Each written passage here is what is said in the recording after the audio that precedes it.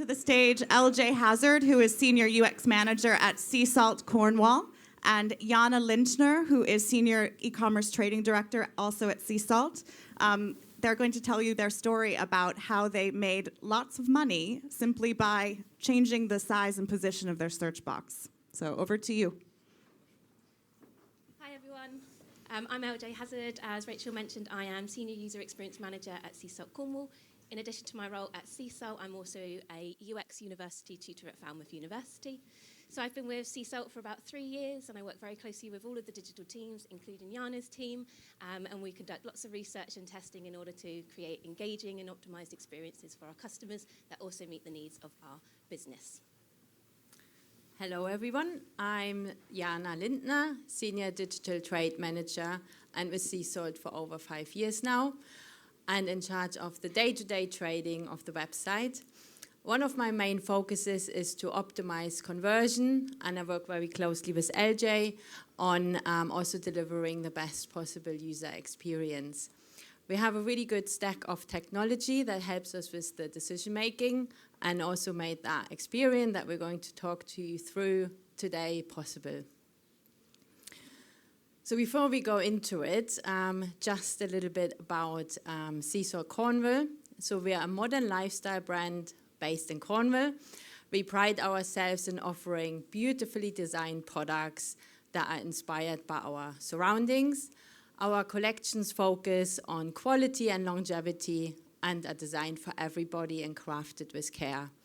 We've been trading now for over 40 years. We started off as a little shop in Penzance, selling workwear to fishermen and farmers, artists, and now sell in 157 countries through our website.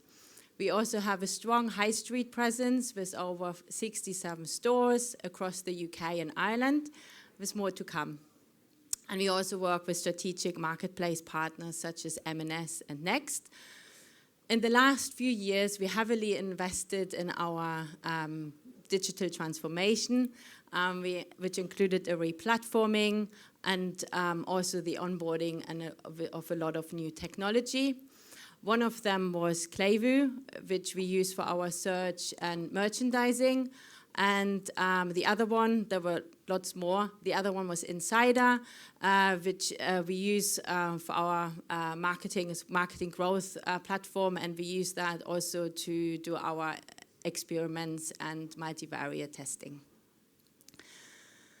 So as you probably all know, A/B testing can be really powerful to discover what works and what doesn't for your website. And it may seem complicated at first, but if you really break it down into the basics, focus on that clear problem, and then on your business goal, you can make meaningful improvements without getting overwhelmed. So you start by creating a hypothesis and a certain element, and then you just run a test to see if your theory was right. So it sounds pretty simple.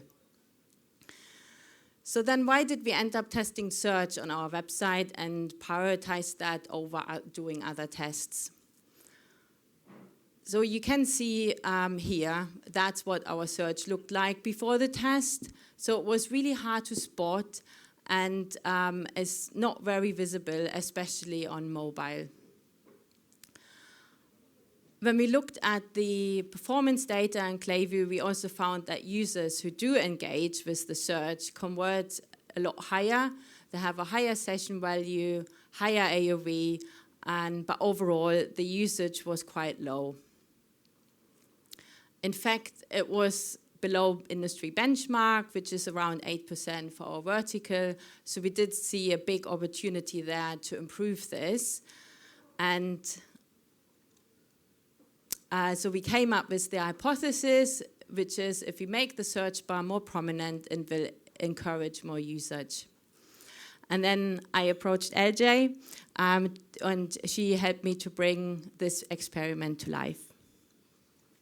So let's look at how we planned the experiment and approached the test. So we started by looking at search bar best practices, and we wanted to understand in industry what were some of the guidelines that we should be following.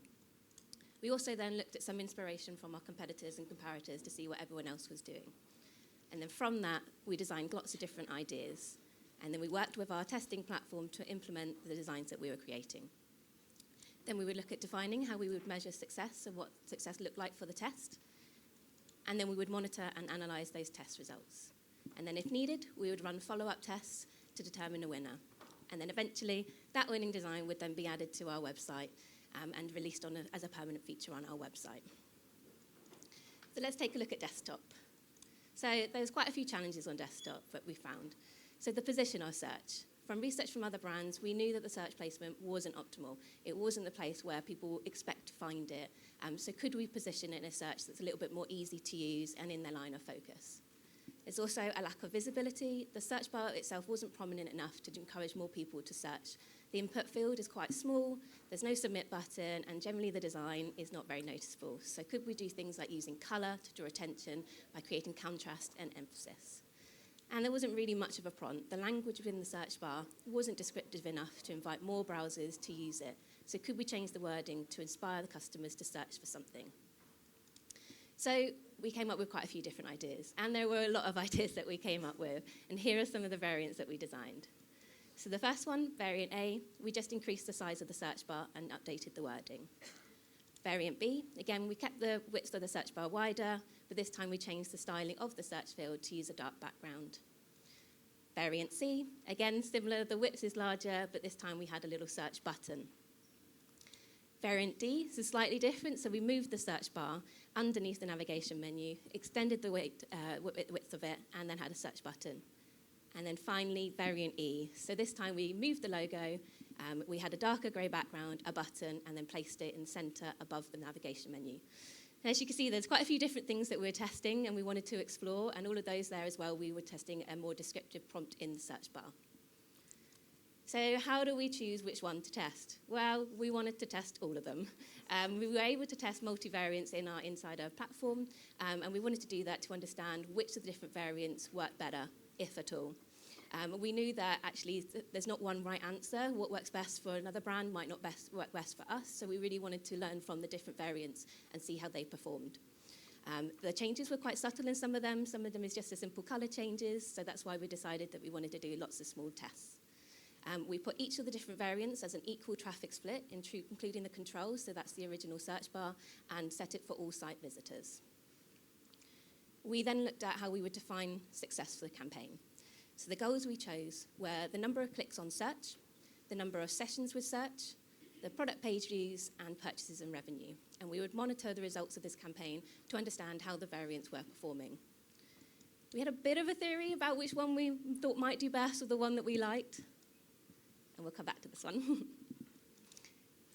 So did the one we thought would win actually win? So here are the results for desktop.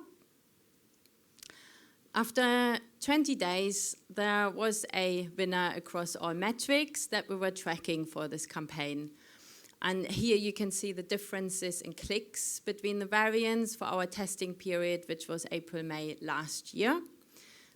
But not only that, just doing the testing alone has delivered an uplift in overall search usage of 5.5%, as all of the variants had the increased visibility of search. There was one variant which outperformed the others, so let's take a look if that was the one that we thought. But it wasn't the one we expected. It proves that your assumptions might not always be right. And looking back now at it, we can kind of see why it was the most successful. It had all of those right elements to make it more prominent. It's good location, good visibility, good level of contrast, and it drove a lot of clicks. So what were the next steps for desktop?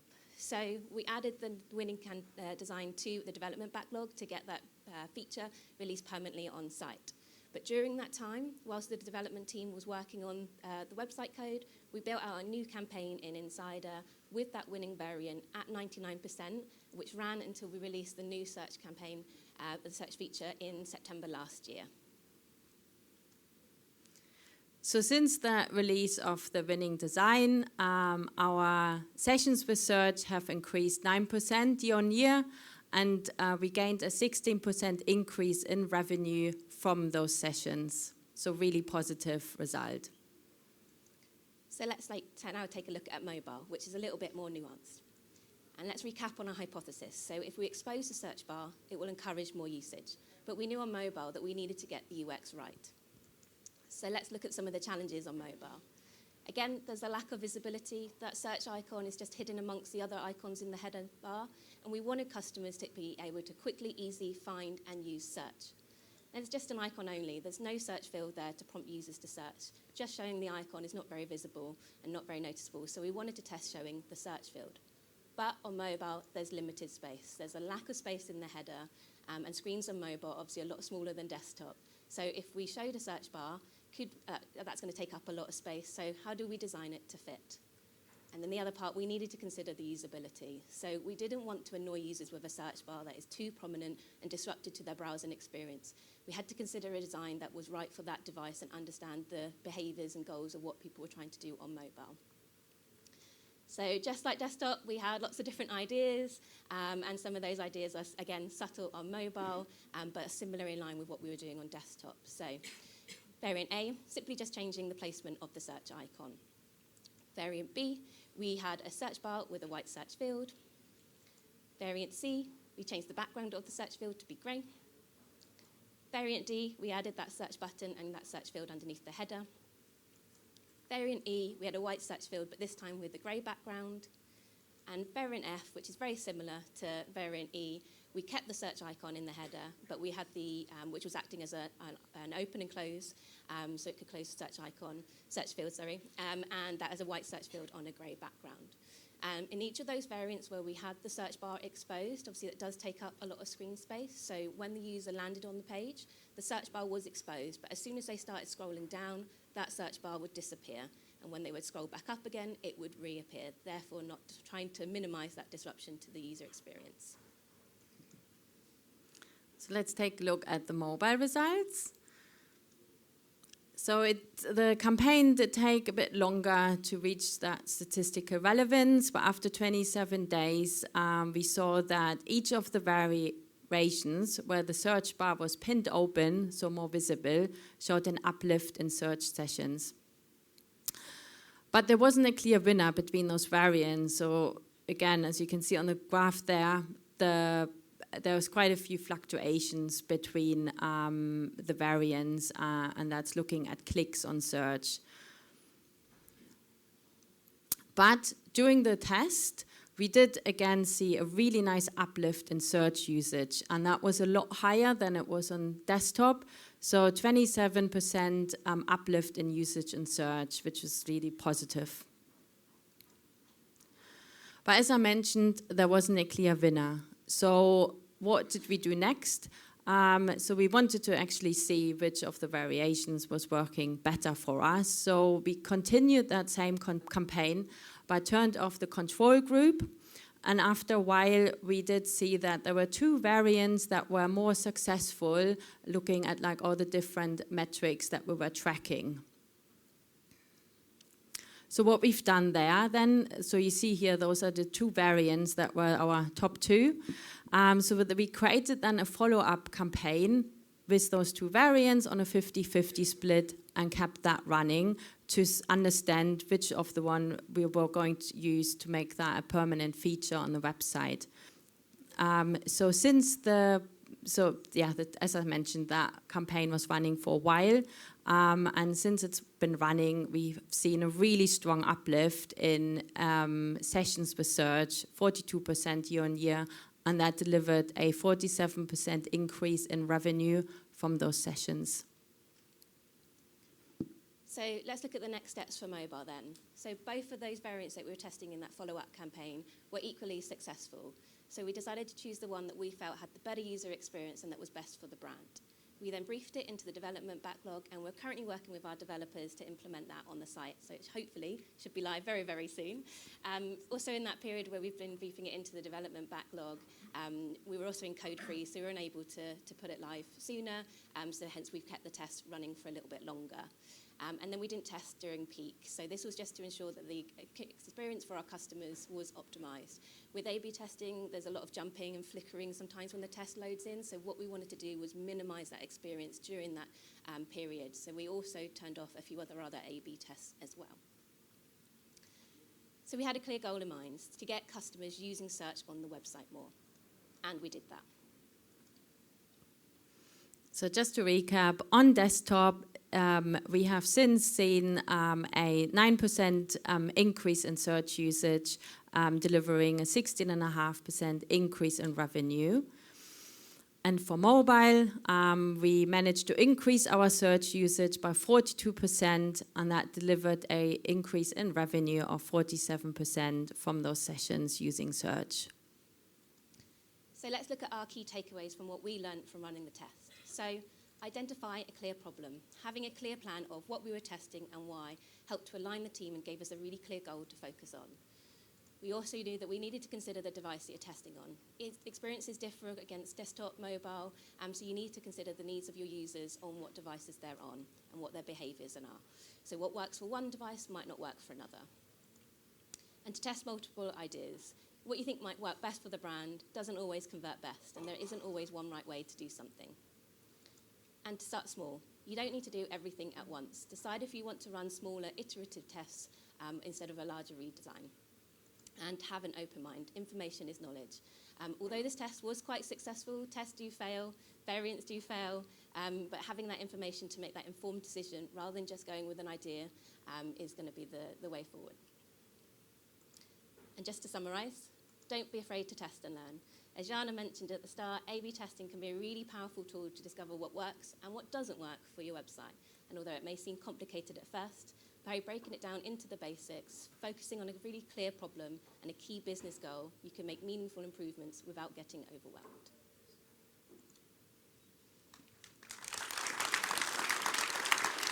Thank you so much. That was amazing. I know, like myself, I've been in like rooms with UX people where they're like, oh yeah, this is how we should do it. This is best practice. This worked before. But it's really inspiring to hear you guys say that like that doesn't always work. So for the brands in the audience that might be thinking, oh, I'm going to just do exactly what they did, what would you say? Don't just copy us. As we mentioned, what works for us might not work for another brand, might not work for another brand. So yes, there's best practices. Yes, there's what other competitors are doing, but doesn't mean that it's going to work for your site. So make sure you test it and understand what works for you. Yeah, and just one more question as well. Like you mentioned Clayvu, obviously, your search software, and Insider that you did for the testing.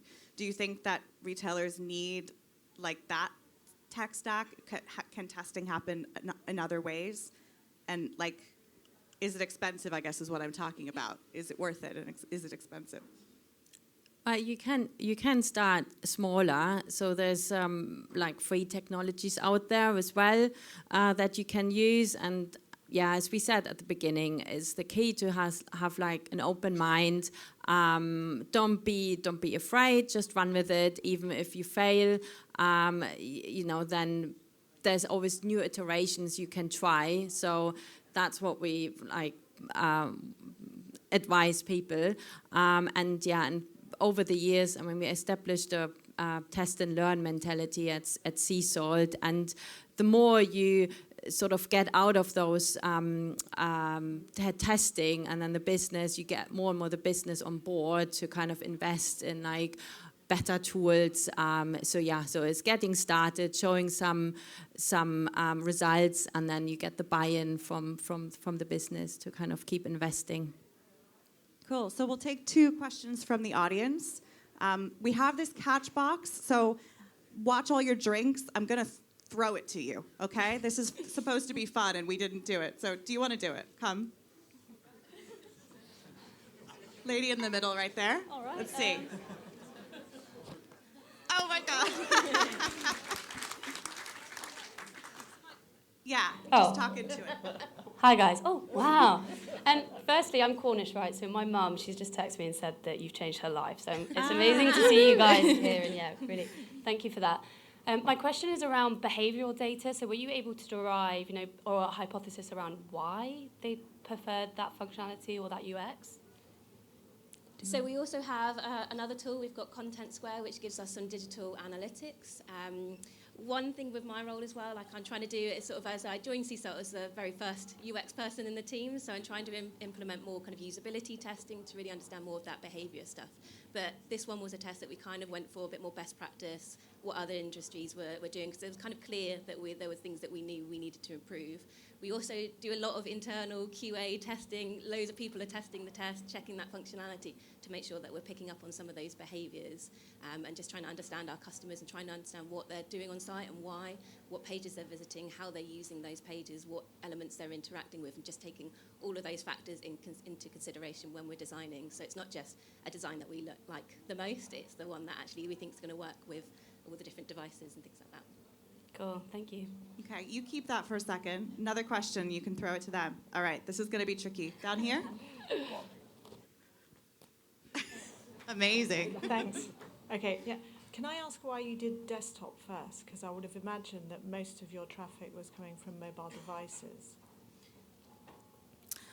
So we designed both of them first, but internally, like resource, I think they were aiming to get them live at the same time, but mobile was a little bit more tricky to implement. There was a bit more kind of QA back and forth in order to get that test live.